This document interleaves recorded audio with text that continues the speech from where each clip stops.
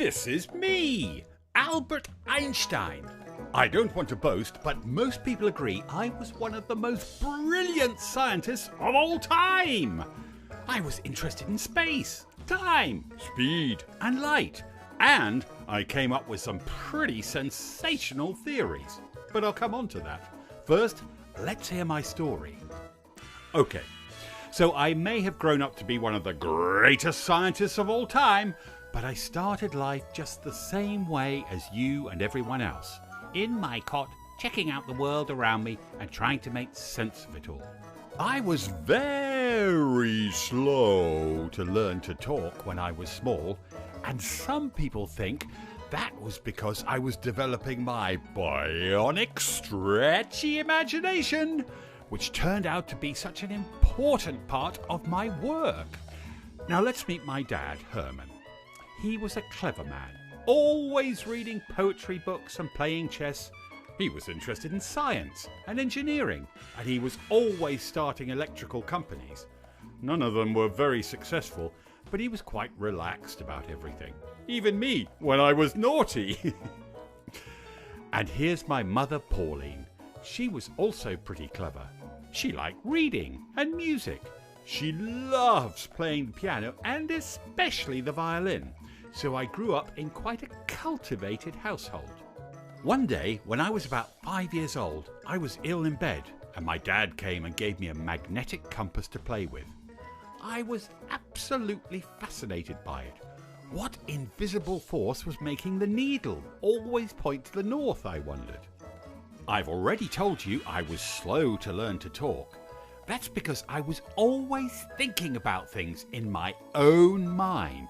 I found schoolwork quite easy, but it was annoying too. I mean, I like finding out my own stuff in my own head without using other people's ideas.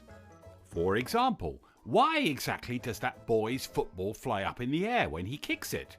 And look at that man's hat coming off in the wind. It made me wonder about all those invisible forces.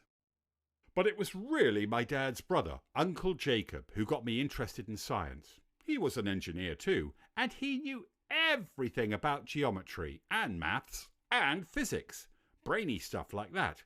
And we used to play games and laugh and talk about interesting ideas together. Look at my sister Maya. She was also pretty clever, and she would sit and read while I played with Uncle Jacob, and my mother tinkled on the piano in the background. Every Thursday night we had a medical student, Max Talmud, round for dinner. He was a bionic brain box, and he was really funny too. And we used to discuss all kinds of interesting ideas. He told silly jokes about science, and he lent me lots of his interesting books. My favourite was this one, Plain Geometry. After school, I decided I wanted to be a maths and physics teacher so that I could answer all the big questions in my head. So I went to university in Zurich, in Switzerland, to learn to be a maths teacher. While I was there, I met an interesting girl called Mileva, and when I wasn't too busy doing maths problems, I worked out that I was in love with her. Guess what? I didn't enjoy teaching at all. So I went with Mileva to Bern in Switzerland and got a job in the patent office there. A patent is a clever way for inventors to stop anyone pinching their ideas.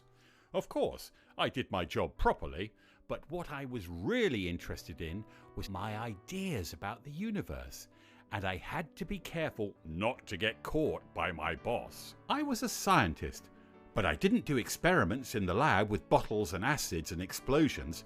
I used thought experiments. What's that? Well, it's just sitting and thinking, but thinking very, very hard about difficult things. Try and imagine this. What's it like to be on a train that's travelling at the speed of light and is then struck by lightning? Or take a rocket that's travelling into space at 186,000 miles a second and put one twin on board and leave the other twin watching from Earth. Who would age quicker? I sat and thought about planets in the sky, about space, about light, and how fast it travels from stars, and about time, and whether it can speed up or slow down. All this I summarised in the equation E equals mc squared. Part of my theory of relativity. It completely revolutionised the world of science. Ask your teacher to explain it to you. If you want to wow anyone, just mention my name, my equation, E equals mc squared, and my theory of relativity. They'll fall over backwards. It took a while for everyone to accept just how brilliant my theory was. In the meantime, I took a job in Berlin as a professor. But Mileva didn't like Berlin. Albert, I'm fed up and I'm leaving. At about the same time, I bumped into my cousin Elsa, who I hadn't seen since I was a very small boy. Do you know, when I became very ill, she nursed me lovingly back to health, and shortly after that, we got married. Now, back to my science.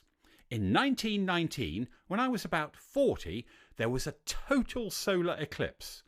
This was the moment when scientists could see that my idea about how space stretches and bends was really true. Wow!